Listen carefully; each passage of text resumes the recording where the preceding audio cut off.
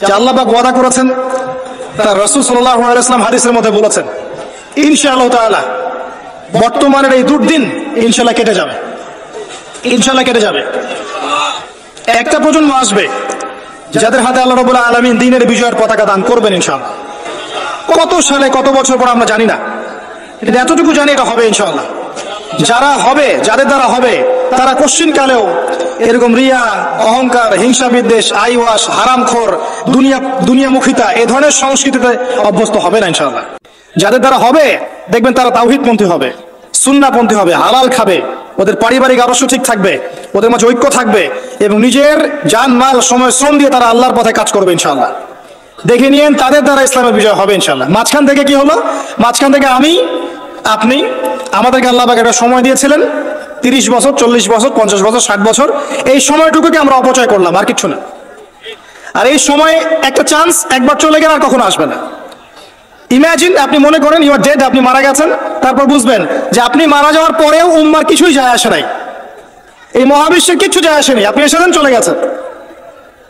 যখন ছিলাম পৃথিবীতে তখন আমি আমার উপর অর্পিত দায়িত্ব কতটুকু পালন করেছি এর হিসাব আমাকে দিতে হবে পরকালে কিয়ামতের মাঠে। আল্লাহ পাক আমাদের কথাগুলোর গভীরতা বোঝার তৌফিক দান করুন। আমরা সবাই চাই উম্মার উন্নতি, অগ্রগতি, প্রগতি এবং বিজয়, কিন্তু আমরা এখন যা যা কাজ নিয়ে ব্যস্ত আছি এগুলোতে ব্যস্ত থাকলে এই বিজয় অর্জিত হবে না।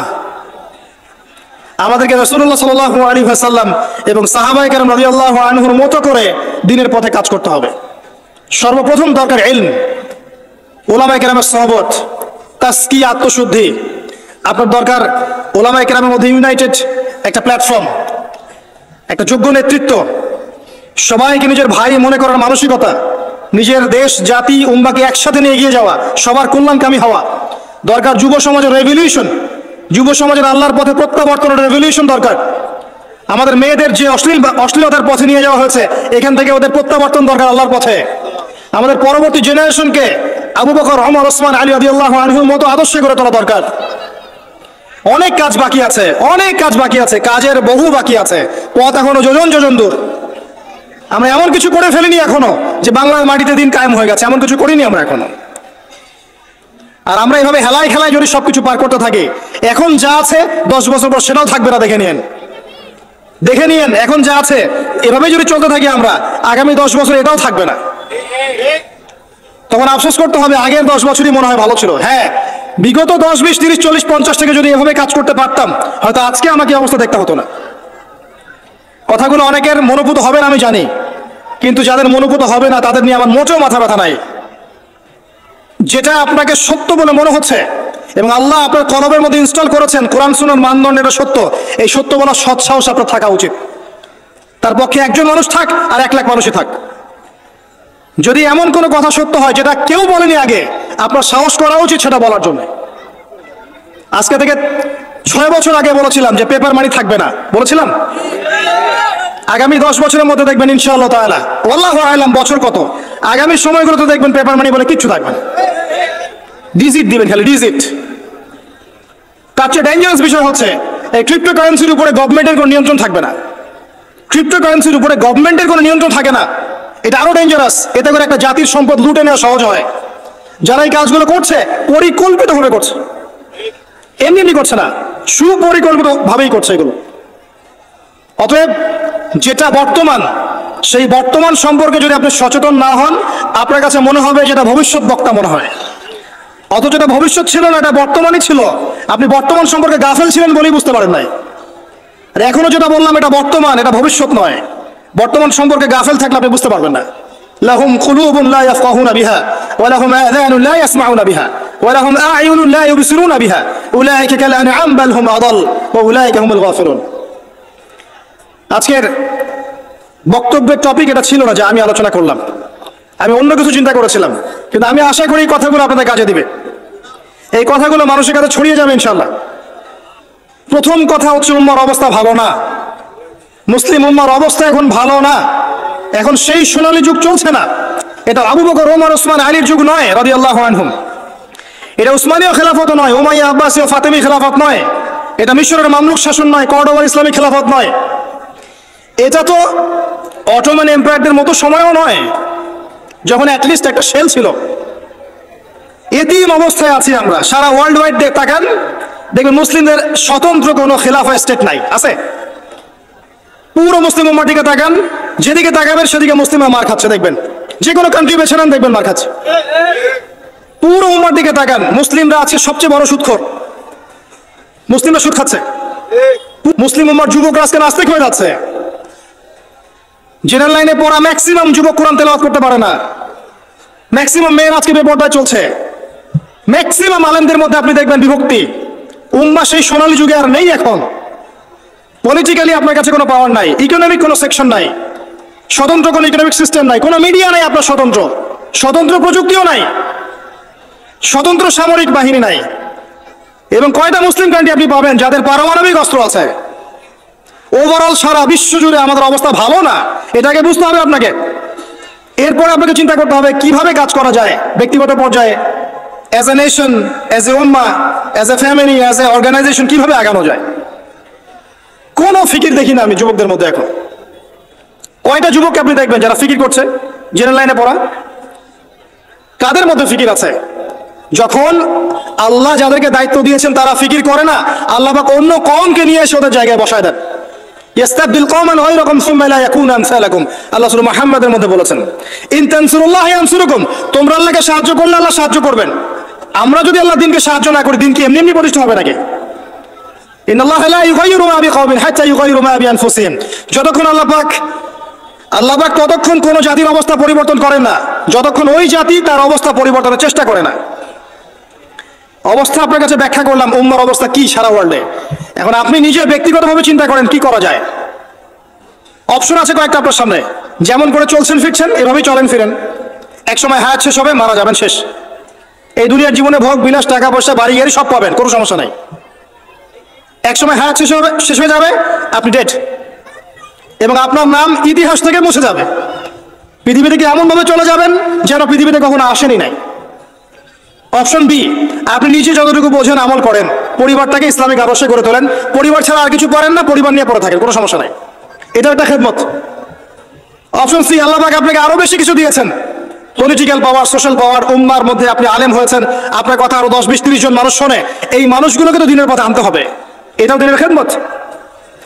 সবচেয়ে সেরা অপশন হচ্ছে এটাই, নিজে আমল করা, পরিবারকে বাঁচানো, সমাজের মানুষকে সচেতন করা। আল্লাহ পাক যতটুকু সামর্থ্য দিয়েছেন এই সামর্থ্য দিয়ে দিনের খেদমত করতে চেষ্টা কর। ছোট ছোট খেদমত ইনশাআল্লাহ পরবর্তীতে বড় উপকার নিয়ে আসবে ইনশাআল্লাহ। আল্লাহ পাক আমাদেরকে দিনের জন্য কবুল করুন, আমিন। যাবতীয় লৌকিকতা ত্যাগ করার তৌফিক দান করুন। যাবতীয় রিয়া, অহংকার, হিংসা, বিদ্বেষ, গীবত, তহমত, সমালোচনার সংস্কৃতি বর্জন করার তৌফিক দান করুন। আল্লাহ পাক আমাদের মধ্যে বিভক্তিগুলোকে দূর করে দিন। আল্লাহ পাক আমাদেরকে স্মার্ট মুসলিম হওয়ার তৌফিক দান করুন। আল্লাহ পাক আমাদেরকে বিশ্বের অবস্থা বোঝার তৌফিক দান করুন, উম্মার অবস্থা বোঝার তৌফিক দান করুন, যুগোপযোগী করণীয় ফিক্স করার তৌফিক দান করুন। আল্লাহ পাক আমাদের যুবক ভাইদেরকে হেদায়েত দান করুন, আমাদের যুবতীদেরকে আল্লাহ পাক দিনের পথে ফিরিয়ে নিয়ে আসুন।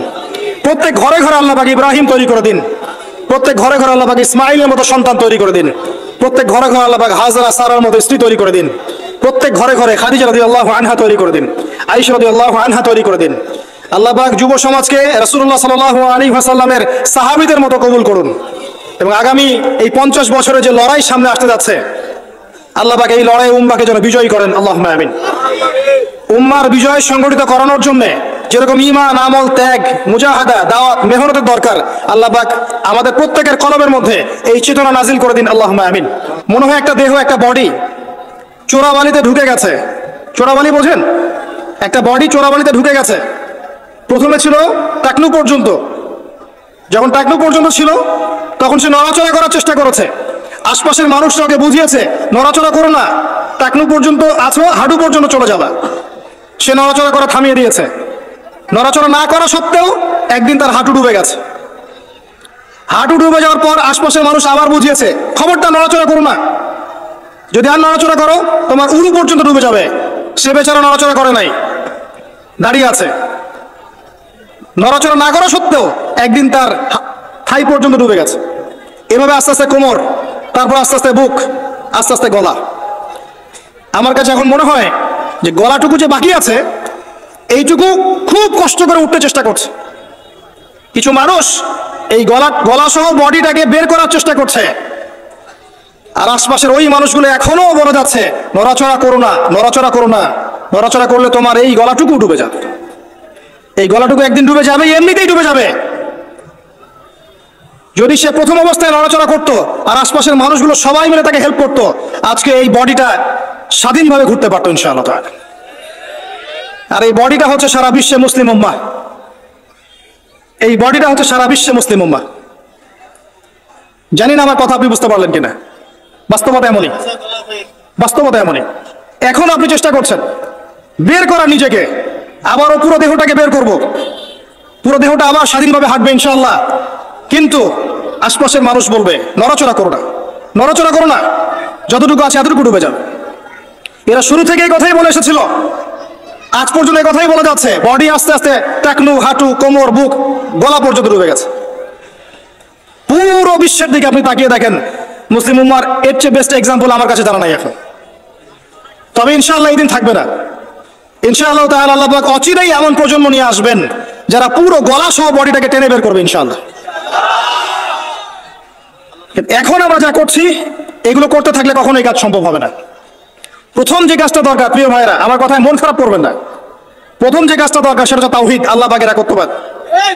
এই তাওহীদের সাথে কোনো কিছুর শরীক করা যাবে না, টোটালি খালেস তাওহীদ লাগবে। এবং নবীর সুন্নাহ সাল্লাল্লাহু আলাইহি ওয়াসাল্লাম, তাওহীদ এবং সুন্নাহর সাথে কোনো আপোষ করা যাবে না। এরপর দরকার আপনার আদর্শ পরিবার এবং হালাল রিজিক। এরপর দরকার আপনার উম্মার মধ্যে ঐক্য এবং উলামায়ে কেরামের কাছে গিয়ে দ্বারস্থ হয়ে তাদেরকে রিকোয়েস্ট করা যে আপনারা ঐক্যবদ্ধ হন আল্লাহর ওয়াস্তে। আর কবে ঐক্যবদ্ধ হবেন, কবে ঐক্যবদ্ধ হবেন? আপনাদের দিকে সবাই তাকিয়ে আছে, কেউ আমার দিকে তাকিয়ে নাই, আপনার দিকে তাকিয়ে নাই, উম্মাহ তাকিয়ে থাকে উলামায়ে কেরামের দিকে যে আপনারা ঐক্যবদ্ধ হবেন এবং সবাইকে নেতৃত্ব দিবেন। জনগণ, আমাদের মতো আম জনগণ কখনো নেতৃত্ব দেওয়ার যোগ্যতা অর্জন করতে পারে না। যাদের যোগ্যতা আছে তাদেরকেই ঐক্যবদ্ধ হতে হয় এবং এগিয়ে নিতে হয় উম্মাহকে। এখানে ঐক্যের দরকার আছে, এই জায়গায় কাজ করা দরকার, লিবারেল প্ল্যাটফর্ম দরকার। সারা জীবন যদি একজন আরেকজনের বিরুদ্ধে একটার পর একটা সিরিয়াল পর্ব করতেই থাকে, কোনোদিনও উম্মার মাঝে ঐক্য হবে না। আপনি অনলাইনে ঢুকলেই দেখবেন একজন আরেকজনের এগেনস্টে, আরেকজনের এগেনস্টে। এই দুটা কথা বলে তাকেও দুটো কথা বলতে হবে, আর সে দুটা বলে তাকে চারটা বলতে হবে। একজন একটা বই লিখেছে, এই বইটাকে নিয়ে আর 10টা পর্ব করে তাকে ডমিনেট করতে হবে। আরেকজন আরেকটা বই লিখেছে, ওটাকে ডমিনেট করে একটা 10টা পর্ব করতে হবে। চলছে এগুলো কন্টিনিউয়াস। কবে এগুলো থেকে বের হতে পারবো আমরা? আর এই অভ্যন্তরীণ ট্রন্দলগুলো আদৌ কি কখনো শেষ হবে কিনা? আই ডোন্ট থিঙ্ক সো, আমার মনে হয় না। যদি নাই হয়, অ্যাটলিস্ট যারা লিবারাল চিন্তা করে তাদের তো উচিত ছিল ঐক্যবদ্ধ হওয়া। যারা উলাইকা কাল আনআম, এদের কথা বাদ দেন, যাদের মধ্যে কলবুন সালিম আছে, ইলম আছে, বাসীরা আছে, নূর আছে, তাদের তো উচিত ছিল ঐক্যবদ্ধ হওয়া। কে নেতৃত্ব দিবে জাতিকে? ধর্মতাত্ত্বিক নেতৃত্ব কি পলিটিশিয়ান দিতে পারবে? ধর্মতাত্ত্বিক নেতৃত্ব কি পলিটিশিয়ানরা দিতে পারবে? তাদের কাছে তো ধর্ম নাই, বিকজ তাদের কনসেপ্ট ডিফারেন্ট। তাদের কনসেপ্ট হচ্ছে ধর্ম এবং পলিটিক্স আলাদা জিনিস। ধর্ম আপনি ঘরে পালন করবেন, মসজিদে পালন করবেন, এর কথা আপনি রাজনীতিতে বলতে আসবেন না। এদের কনসেপ্ট এমন। এই কনসেপ্ট বাদ দেন, যারা ধর্মকেন্দ্রিক চিন্তা করছেন তাদের ধর্মতাত্ত্বিক নেতৃত্ব কে দিবে? তারা দিবে না, আলেম ওলামা দিবেন। এখানে ঐক্যের দরকার আছে না? আহ্বান করতে পারবো সর্বোচ্চ যে আল্লাহর ওয়াস্তে আপনারা ঐক্যবদ্ধ হন, একটা ইউনাইটেড মুসলিম উম্মাহ ফর্ম করেন। আগামী দিনের তরুণ প্রজন্ম এবং পরবর্তী জেনারেশন, আমাদের মা বোনরা, তরুণীরা সবাই তাকিয়ে আছে উলামায়ে কেরামের দিকে, সবাই তাকিয়ে আছে। আমরা কনস্ট্রাকটিভ কাজের কথা বলছি। ইলম অর্জন আপনার কনস্ট্রাকটিভ কাজ, পড়াশোনা করতে হবে, উলামায়ে কেরামের সোহবতে যেতে হবে, এটা একটা কনস্ট্রাকটিভ কাজ। যে যেখানে আছে সেখান থেকেই দিনের প্রচার প্রসার প্রতিষ্ঠার জন্য কাজ করতে হবে, এটা কনস্ট্রাকটিভ কাজ। দেশের সরকার, প্রশাসন, জনগণ, ওলামায়ে কেরাম সবাই মিলে একটা বডি, একটা উম্মাহ, একটা দেহ সবাই। এখানে কেউ কাউকে শত্রু মনে করা যাবে না। কয়েকটা শ্রেণী থাকে, জনগণ থাকে, ওলামায়ে কেরাম শ্রেণী থাকে, প্রশাসন থাকে, সরকার থাকে, সবাই মিলে একটা দেশ, একটা জাতি হয়। সবাই একে অপরের বন্ধু, কেউ কারো শত্রু নয়। এটা বুঝাতে পারা যাচ্ছে না। সবাই একটা দেহের মতো, একটা জায়গায় আঘাত পেলে অন্য জায়গায় আঘাতের ব্যথা অনুভব করতে হবে। কনস্ট্রাকটিভ কাজে আসেন, জাতিকে ঐক্যবদ্ধ করেন, বিভক্ত সৃষ্টি করেন না। একে অপরের সাথে গীবত, তহমত, হিংসা, বিদ্বেষ, কাদা ছোড়াছড়ি, অহংকার, রিয়া এবং সমালোচনার সংস্কৃতি ত্যাগ করেন। আল্লাহর জমিনে আল্লাহর দিনটা প্রতিষ্ঠার চেষ্টা করেন। এই কথাগুলো আজ থেকে 10-20 বছর পরে গিয়ে আপনারা বুঝতে পারবেন ইনশাআল্লাহ। তো অপেক্ষা করতে থাকেন, সময় যেভাবে পরিবর্তন হচ্ছে আজকে থেকে 10টা এবং 20টা বছর যেতে দেন, তারপর দেখবেন অবস্থা কেমন হয়। তবে আমরা এতটুকু বিশ্বাস করি,